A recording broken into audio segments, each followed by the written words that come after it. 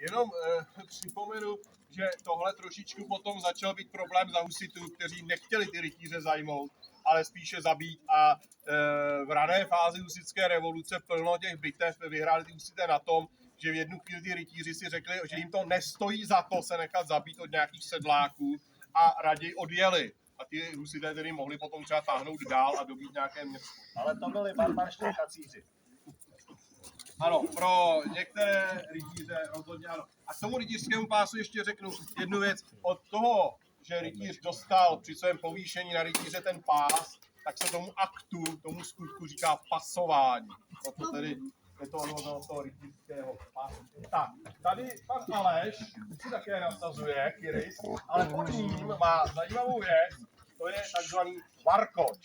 Jo, varkoč byl takový kabátec, buď tedy z nějakého sukna vlněného, a nebo u bohatších rytířů i z drahých látek. A takový varkoč měl dvě funkce. Jednak byla teda reprezentativní, protože varkoč byl často v heraldických barvách rytíře, nebo byl posetý jeho znaky. A vy teda už podle toho varkoče jste mohli poznat, z jakého rodu je ten rytíř, nebo co to je za člověka.